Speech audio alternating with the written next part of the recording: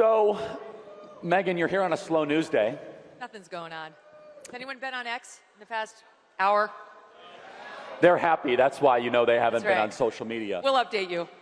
Why don't you update them, Megyn? Well, this is the first big scandal, I'd say, of the Trump administration that's on Team Rational. It's not a fake media scandal like the left tries to create for President Trump every other day. It's one of the right's own making, and it's not going well. And it has to do with Jeffrey Epstein. Yeah. Let me just ask you, make some noise if you care about the Jeffrey Epstein scandal.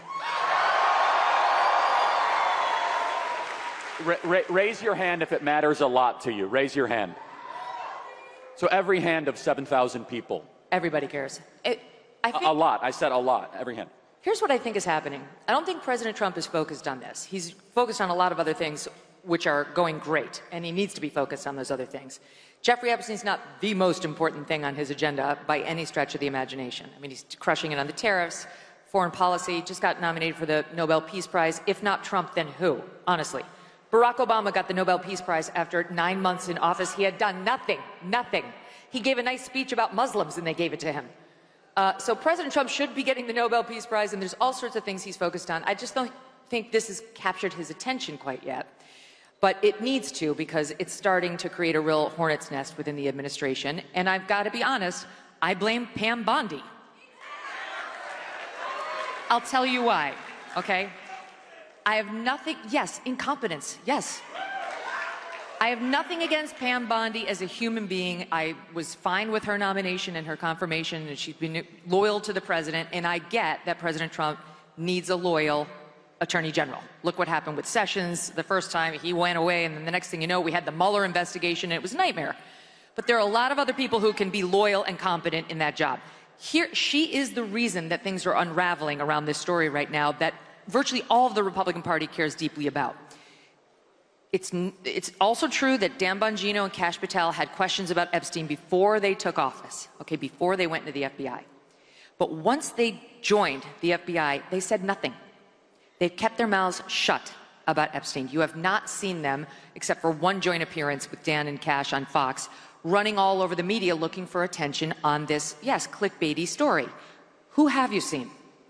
Pam Bondi. She has never missed an opportunity to go on television and dangle sweet nothings that might be coming your way. Try to lead you to believe that she's got it, it's on her desk, it's coming tomorrow, you're gonna see something on Epstein.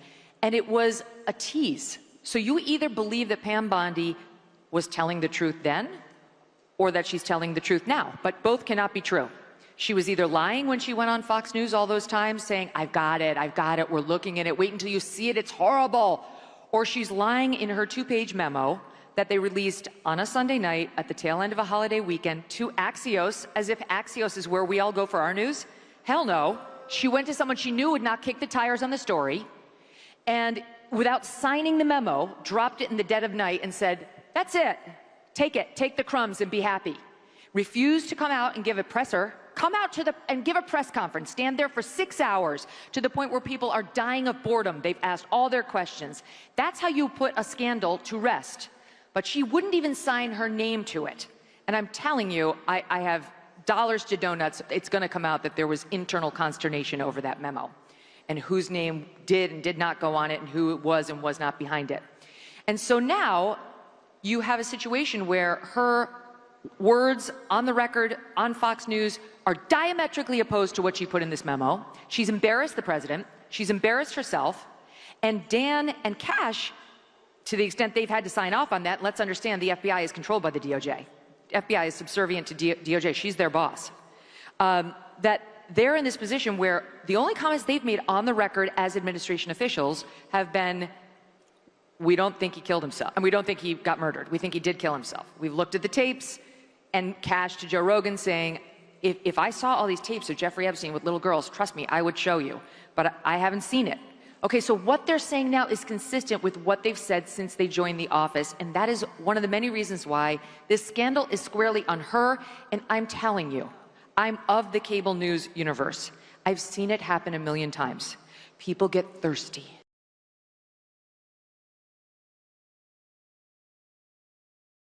They love to see themselves on television.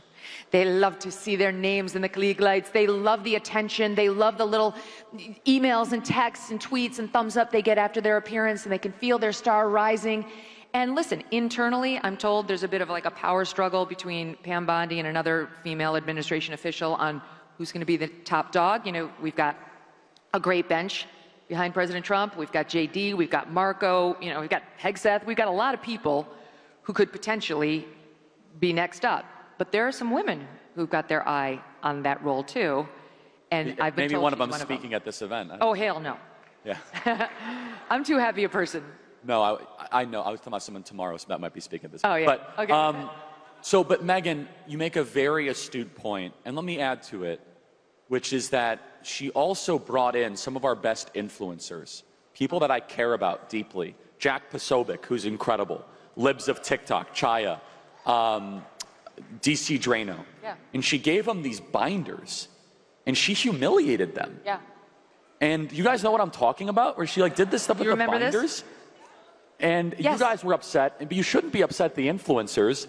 They were handed these binders like there was something incredible in them. It is what you would do to an enemy. It would have been a brilliant operation had she loathed them and been looking to undermine them. The trick would have been perfect had this been Joe Biden's White House doing this to some of President Trump's most loyal supporters and media advocates. What happened was they invited all of them there to say hi to the vice president, to say hi to the president. Sure, they all went, of course. Who wouldn't go? To the White House to say hello to Trump? They didn't expect anything on Epstein. So they went, they said hello, and before they knew it, they were pulled into a room with Pam Bondi and Kash Patel, and she had made the binders. She bragged about making the cover sheet that read Epstein Files, Phase 1, and she handed them out. And what Liz Wheeler, who was there, told me was that she told them, there's not that much in here, but like another trove is coming. I'm going to get it from the FBI, but like, here's Phase 1. Flash forward 14 hours earlier to when she was on with Jesse Waters on Fox News saying, oh, you're going to see some Epstein documents tomorrow. She knew they were bullshit. She knew that there was nothing in there. She told the influencers when she gave it to them, there's really nothing in here. I'm going to try to get you more. And in the meantime, then they funneled them out the back of the White House where all the press corps was. And the influencers are standing there with these binders. They didn't even know they were there for Epstein, and they looked foolish through no fault of their own. The only fault was they trusted her. And these are some of our best people that we should have their back. Liz Wheeler's amazing, Jack Posobiec. Yes. And they got... She dinged their credibility for no reason. 100%. And did they ever get an apology for that? No, and the only way of making it up, trust me, as somebody in the media who relies on sources, the only way she could have made up for this enormous error, and truly to this day, if you believe she knew there was nothing in there, then I don't know why she did it. She just did it to make them look like fools for fun of it. But the only way she could have made up for it was to give them a scoop. That's the only way of fixing it. When you have the scoop, when you do get the second tranche, you've got to leak something to them. You've got to let them break something. She never did, but she continued to tout that she had something. She was going to get that FBI file. Then she got caught by James O'Keefe on hidden camera saying she had tens of thousands of videos of Epstein and little children. It was like, what? Well, we never heard that. We heard he was into the barely legal type, the like 18-year-olds who look 14, but we didn't hear about children. And then because she was caught, once again, shooting off her mouth inappropriately, attorneys general of the United States normally say nothing. They say nothing. Merrick Garland had one press conference a year. Yes, nothing. Bill Barr, you couldn't get him to speak or say anything. Even Eric Holder was less chatty than this. So she got caught on camera, and she decided to cover up the James O'Keefe slip by then running to a real camera and being like, there are tens of thousands of videos of the children, and I'm announcing it all. So once again, she didn't give that to the influencers. And then she slides it into this memo. So I have a dumb question. Maybe it's not dumb. So it's so she had doubled down on the videos. Is that correct, Megyn? Yes. Now she's tripled down. Epstein was not the perp in every one of those videos. So because they've been so ambiguous, no, but we're let's not just sure. think about this. Unless we're led to believe that Epstein himself personally raped all these kids, children, or whatever, then isn't the statute of limitations on child rape like basically infinite? Well, so then why are we not indicting the people that were doing the raping that we have on video? Like, what's that all about? Yeah. No, you know this better than I do. So Epstein's dead. He's met his hopefully eternal fire where he deserves in the pit of hell. But if it's true, the Attorney General of the United States said, just remind me, we have thousands of videos. She said that we've got thousands of videos showing child pornography. And she doubled down on that. So tripled. So you have to infer Jeffrey Epstein was not the only person involved in that. Well, no, let me tell you what I've gleaned, but since she's been so ambiguous, take it with a grain of salt, okay? She won't have a presser. She won't give an interview. She won't answer any hard questions. All we get is the unsigned paper memo, 2 pages to Axios, who won't ask any questions. So what I think she's saying is that she's found, allegedly, tens of thousands of screen grabs of child pornography. They call it child sexual abuse material now, it's C-SCAN. And that's what she says they found on his hard drives, like he was into this form of porn, like off the internet. But separately, they say he had at least 1,000 victims of his. No, okay, so but 1,000 victims, unless we are to believe he personally was after every one of those victims, there has to be some other bad guys still alive that are powerful that did something to these children. Why are we not impaneling a special prosecutor to find every single one of these powerful people that went after these kids? Like, what? Why are we putting up with this? Yeah, I don't know. And I think you'll find out. Am I understanding this correctly? Because I don't even remember. I can't answer that. I don't even know Pam Pam Bondi said that. I can't even remember all this because it's all over. I got a thing on my desk. I got truckloads of stuff. Yeah, no, we all have busy lives, and President Trump has a busy life, and I don't think he realizes how much she's humiliated the administration. This is a self-inflicted wound. She caused it. Again, I have nothing against Pam Bondi, but if you want to look for the villain in this story, we have found her. I mean, she is the person who's she's either lying now or she was lying then. There's no two ways about it. And if you accept what's in the memo, that they don't have the goods on anybody, there's no one who can be indicted, they didn't find a trove of info on other people, then why was she trying to titillate us over a child sexual abuse case for months? She was on the air repeatedly in February, in March, again in May. It's completely inappropriate. You don't play cutesy with child sexual abuse material. So Megyn, I don't mean to interrupt. I mean, first of all, you're totally right, but you know the media, you've been around the space of hyper-ambitious women. What is this, analyze her for us. Well, I think she wants to make a name for herself. What she really wants to be is a star. That's what I think she wants. That's why she runs to the cameras on Fox News. There's no other reason. Look back at the attorneys general. Seriously, do you ever remember knowing an attorney general like this? Or even having the attorney general's voice in your head?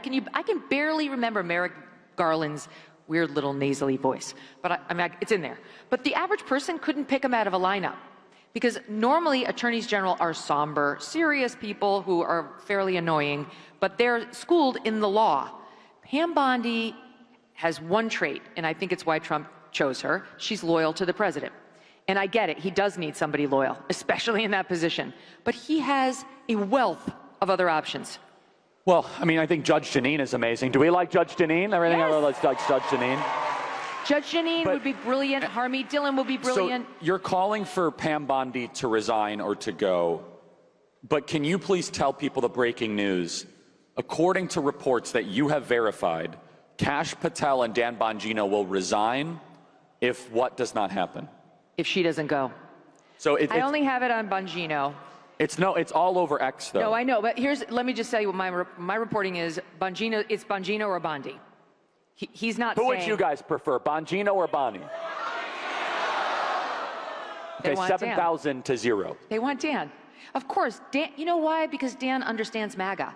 Dan's part of the MAGA movement. Dan's been an important piece of it and a mouthpiece for really important ideas and an advocate and a fierce warrior. He's been in the trenches. With all due respect to Pam Bondi, she's been in Florida. She represented the president. It's nice, but do you think she really gets MAGA? I don't think so. She wouldn't have behaved this way if she did. And now it's a time for choosing. It's a time for choosing. We're about to lose Dan for sure, and maybe Kash too, if she doesn't go. Now she's got some allies. I think Susie Wiles is close with her, and Susie Wiles is amazing. And look, there's not that many powerful women in the administration. Maybe she wants to keep her. She's from Florida. Susie Wiles from Florida. Trump lives in Florida. But this has gone well beyond this. Like, this could actually cost Trump in the midterms. We need to make a smart choice right now. We can't lose any of the MAGA base. And let me just also reiterate this. And by no means did I want our very big Student Action Summit to talk about Epstein the entire, like, of all the things. I'm not like Epstein obsessed. Some people, their YouTube channel, it's all they talk about. I think that the fact that young people can't afford homes is something we should talk about a lot more than these things endlessly. But this matters a lot. And so from a media standpoint, Megyn, you know the media better than anybody else. You've been in the media. You've been outside the media. What's this Sunday night thing? What is that? So you have a July 4th weekend after the big, beautiful bill, and you leak it on a Sunday night? To Axios. What is that? If you want to leak it and you want conservatives to see it, you leak it to the Daily Caller. You leak it to Fox News. You leak it to Daily Wire. You don't leak it to Axios. Our people don't read Axios. If we read Axios, it's under protest just to see what the left is saying. So it was like you saw it appear. It was like, this must be bull. There's no way this is real. There's no way. I can tell you right now, there's zero chance Dan Bongino's leaking to Axios. Zero. And cash. So, and yet today, as we came here, there's a piece in Axios that reflects very poorly on Dan, alleging Dan only freaked out once he saw in this memo that people weren't responding well to the missing minute of the tapes of Jeffrey Epstein's cell. Do you guys know this piece of the story? And that he went into a meltdown like a little child and then threw a hissy fit. So my point is not to weigh in on the truth or falsity of that. It's false. But it is to point out that's clearly a Bondi leak. Very clearly, that's a Bondi leak. So what's clear to me from this, as a member of the media, is Bondi leaked the memo to Axios, and Bondi's doubling down by trying to get Axios to dump on Dan and trying to make him be the fall guy and or Cash be the fall guy, and she will not face the cameras. If she means what she says, fine, come out and defend it. To Dan's credit, he went on Fox a couple of weeks ago, and he got beaten up pretty good for this, and said, I think Epstein killed himself. And the base went nuts. The base doesn't believe that. But he's like, if you got other proof, show it to me. Well, if he faced the cameras and did it. She hasn't. I'm open to it. If that's true, why don't you just tell us the prisoners' names who are on the same cell block as Jeffrey Epstein? There's a lot. No, that's BS. I'm sorry. The President of the United States figured out whether we have HIPAA for federal prisoners. Tell us who the other prisoners were if no one had access to it, because all of a sudden if we find out some of these prisoners had suspicious intel ties, what I'm getting at is at some point, we want answers at some point. Yeah, answer the questions. That's like, it. Again, I don't want to talk about this as long as we have, and like we had this amazing summit, and we've spent all these resources in planning. But Charlie, wait, let me just make the case for talking about it, because it's funny, because you look back at the past, Dan and Cash talked about Epstein all the time when they were in my business. Well, that's the point, is that hasn't been a shtick of mine. Mine either. I've talked about it when it's bubbled stuff, up. Right? Same. But I am a lawyer by training, and I can smell BS when it's being shoveled to me. And it's very obvious to me right now that we've got spinners trying to mess with us in Washington on a story that is important, and here's why. Yes, obviously, child sexual abuse matters. And if we have some ring of pedophiles running around, outside of Hollywood, we need to know. But here's why why it does matter, it's worthy of discussing at a place like this. It's about transparency. One of the main reasons that we voted Trump in was because we wanted real answers on real stories, and we didn't want to be BS'd anymore with a bunch of nonsense from our government that treated us like a bunch of stooges, right? Thank you. And I believe Trump is still loyal to that mission, and maybe the people who are behind that memo are loyal to that mission too, but this ain't it. That would require, especially on a story they know the base has been led down with a trail of breadcrumbs to believe something else for years. This is a story, the only way to end it, if that's your goal, is you stand in front of those cameras and you take every single question your biggest critics have for you. So let's go through a battle plan. Let's say you're senior advisor to the president. What is the 1, 2, 3 sequencing? Press conference, you would get rid of Bondi. What else to get us back on track towards transparency? I think the DOJ should immediately move to unseal all the Epstein documents in the Southern District of New York. Yeah. Everything. Everything except child sexual assault material. I think every file should be released to the public the same way as the JFK files. Let the American people decide. Put them out there, because if there's nothing in there, then we can see there's nothing in there. Now listen, people who are truly conspiratorial, who will just never believe anything other than Jeffrey was murdered and there's a ring of pedophiles, they won't be satisfied, and that's fine. You're entitled to believe that. That's fine. You're entitled to your own beliefs. However, some percentage of skeptics will at least give them credit for opening the files. And we could have a situation where they open the files and Dan and Cash stand there and say, I don't know what was taken out of here before we got here. You know, it's possible that those files are rather disappointing and they're not to blame. I don't know. Or it's possible, I just got to say this for the record, it's also possible that Jeffrey Epstein was an absolutely disgusting predator who loved just the barely legal types and did take advantage of them and didn't actually farm a bunch of girls out to a bunch of men. It's possible. And I'll say this on it. I know somebody very close to the case, who I trust implicitly, and that person has told me from the beginning that that's what happened. That Epstein was very into the girls who looked like 13, but he knew he had to hire the ones who were like 17, 18 to come in and give him massages that had the so-called happy ending, and that was really his thing. And there are over 1,000 of those. No, I get that, but I think what people want to know is what other powerful people were involved. Yeah, we've heard all the names who went to Epstein Island. Who went to Epstein Islands? Who specifically went on the plane? Who stayed for more than a night? Like, that's what Alan Dershowitz is saying, and he's so right about this. He was dragged through the mud by that Virginia Giuffre. And he won his case. He did not molest Virginia Giuffre. It was a lie, okay? And I've done this in depth, the study of this. His name was suggested to her by somebody who thought she'd sell more books if she named a famous guy, and it was suggested to her, how about Alan, who Jeffrey knew because Alan represented him when he got arrested for transportation of a minor in prostitution. And Alan, you know, he did represent Epstein. That's not great. He represented OJ. Isn't that worse? Like, that's what criminal defense attorneys do. I don't judge it. We need them. We need them to kick the tires on the system. So in any event, that's how he knew Jeffrey. They weren't buddies. He wasn't like Bill Clinton palling around with him everywhere. So she got accused, she accused him unfairly. But he is saying now he thinks the entire files should be opened, even if other men like Alan get swept up into like a web of like, you did it, and then let them rehabilitate themselves the way he did. Let them show the evidence of, I actually wasn't even in the country when I got accused. I was at a different place. I was at work. I'm on camera at the Starbucks, whatever. But why not?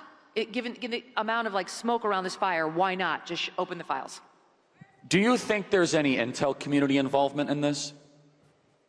I wouldn't be surprised one bit. I am convinced, based on my own sources and my own reporting on this story, he wasn't one of ours. So he was an American, which leads basically three options: MI6, Saudi, or Mossad. Yep. Which one would you choose? I guess Mossad, given his connection to Ghislaine Maxwell. So what does that mean?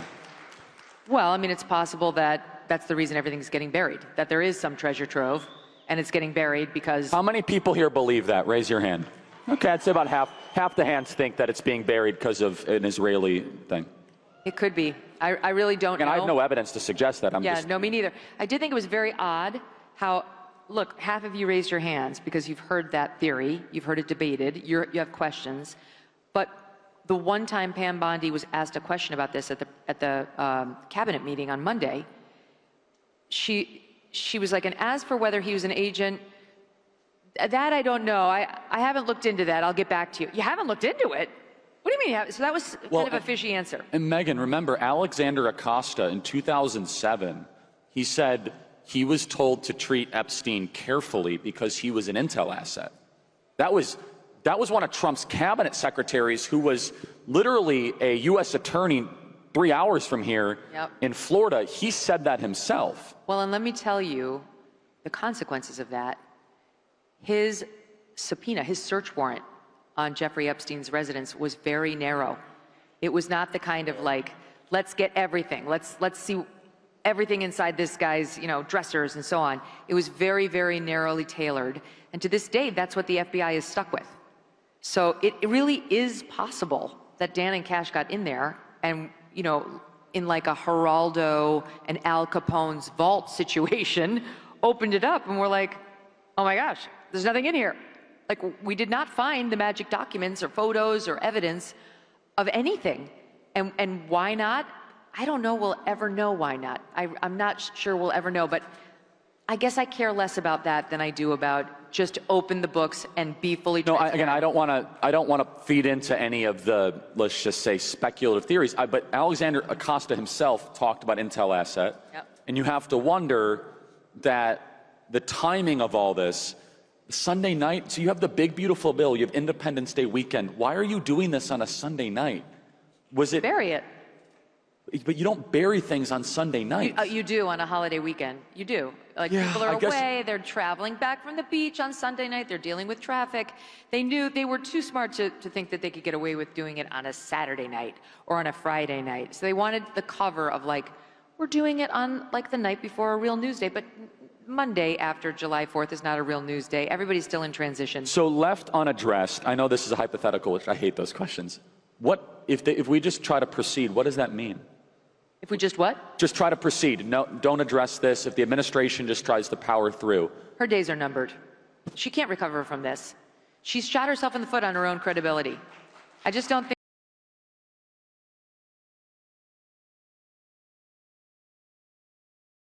enough to avoid making another mistake very soon. And so that'll probably be the one that gets her. Because President Trump, I understand fully, he doesn't want to offer a scalp in response to this. And I get it. He doesn't want to, and I understand why. Even though it's his own people, he doesn't want to look like he's sold out his people. And he's loyal too. He really is. He's very loyal to the people who are loyal to him, to his credit. But I think he's also extremely smart. And he can read a room better than anybody. And I think once he realizes, thanks to an event like this, et cetera, that this does matter with the base, this is not a nothing burger for them, for all the reasons we've discussed, I think he'll decide she's a goner. It's just a question of what the excuse is, more time with her family, right? And she'll be sayonara.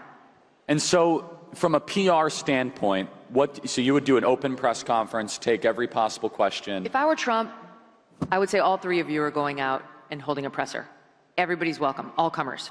And you're not leaving until, like, we're down to the Jim Acostas of the world. Like, you will stay until those kinds of people have gotten to ask questions. Because let me tell you something, another thing that's irritating about the whole way they've handled it is they're embarrassing other good people. Like, did you see Caroline Leavitt out there trying to answer questions on this? And I think Caroline's great. Don't we like She's Caroline? She's the best. Same. She has nothing to do with this. Nothing to do with it. I love her, and she has total credibility. And I watched her try to, like, spin that memo, which is her job, and I felt nothing but empathy for her. And I agree with that. And I also felt like, how dare you put her in this position? This is your stink over the DOJ. Why don't you get your own spokesperson out there to deal with it? But don't make poor Caroline sacrifice the president's credibility and hers on this dog turd of a story. So they do need to wrap it up. It should be wrapped up. And in a perfect world, Trump will say, all three of you get out there, have an open presser, anybody can answer questions, and just answer them all honestly. Short of that, like, we could get to, today's Friday, we could get to Monday with Dan gone, possibly Cash gone. Again, my reporting says Cash is staying. Others says he'll go if Bongino goes. I think one of them knows we have a country to run, and we really do need one of them there. No, I think we need both. I mean, I'd hate to lose them both. I do too. And let's play this out for a second, though. Let's say Bongino leaves. Well, he's not going to keep his mouth shut. So No, he's got one of these too. He's got a big one of these. Yeah. And he will come out immediately, and he will tell his side of the story, which will not help the integrity of the administration. No. Right? So if you let Bongino walk, you will have somebody for years that will be bitter towards the administration, and all of us He's will not going to want to hurt Trump. No, but he'll tell the truth, and we will lose. We will be like, if Bongino can't go and fight and solve this thing, then, like, I mean, what are we doing here? I know. Right? If Dan Bongino, who's like one of the greatest patriots we have, Yep. cannot go and reform the FBI with Kash Patel after we win a popular vote majority, Right. then I will never give up. But I know for millions of people that will be met with just a sigh of cynicism. But think about it, You know what I Charlie. mean? Yes, 100%. You think about, like you mentioned, Jeanine. Jeanine Pirro would take no prisoners. She's totally confirmable too. She'd be great in this role. Like, it's not like there's no bench behind Pam Bondi. Like, there is a bench. Jeanine could do it. Harmeet could do it. Even Matt Gaetz can't do it. Yeah. I mean, he could do it, but he's not confirmable. Yeah, he's not confirmable. Matt Gaetz for a special prosecutor, that would be very interesting. Now that would be fun to watch. Matt Gaetz with a government corruption special prosecutor. Anyway, there are other people who could take over that role. And just think about it, because I can see the untenability of Dan and Cash staying effectively working for Pam, right? Like, they're working for her, and she seems feckless, except she seems somewhat petty and personal, given the leaks I'm reading. And she seems way too focused on being a star. It reminds me of Brian Williams of NBC. Remember how it was like, it turned out he was more interested in seeing his mug on television and telling fake stories about what a badass he allegedly was and like Abbottabad, you know, with SEAL Team 6 practically raiding the compound, than he was in being taken seriously and being a credible news anchor. And I'm sorry to say, I think she suffers from that same disease, and so she has to go. Two final thoughts. Number one, everybody, just so you know, all going late tonight and all tomorrow, we are doing exclusive interviews for the Charlie Kirk Show right near Ballroom C for members only. So if you guys want to see interviews, we're going to be interviewing all the major names. We just had a conversation with Pete Hegseth and Tucker Carlson. We have big ones tomorrow, so it's at Ballroom C. They'll be happening all day. Just look at your agenda. That's right on there if you guys want to attend. Megyn, last question. So there's 7,000 people here, most of which are students. What advice do you have for them fighting on campus, trying to figure out what they want to do with their life? Let's do a non-Epstein end to all of this. Awesome. Be who you are. Don't pretend you're a lefty in order to win any professor's good humor. He's not worth it. Get your D on your paper because you refuse to argue that capitalism is bad, and wear it like a badge of honor. Bring it with you into your job interview. And that will make sure you align with an employer who's right for you, right? Don't say that you support Planned Parenthood the way they want you to. Don't call yourself a feminist because your teacher will give you pats on the head. Stand up for what you really believe in, and that's how we spread the good word. That's how we convert others over to where we stand, rather than just get ahead pretending we're with them, and then only once we have power tell our true feelings. It's not worth it. If anybody who came to me with a crappy GPA from one of these elite universities and then showed me all their papers that spoke up for conservatism and America and God, faith, I would hire them in an instant over somebody who emerged with a perfect GPA, who went along to get along. That's not a leader. That's a sheep. Don't be like that. Stand up for your beliefs now when it matters. Megyn, you are amazing. God bless you. And Turning Point USA thanks you. Thank you so much, Megyn you guys. Kelly. It's great to be with you.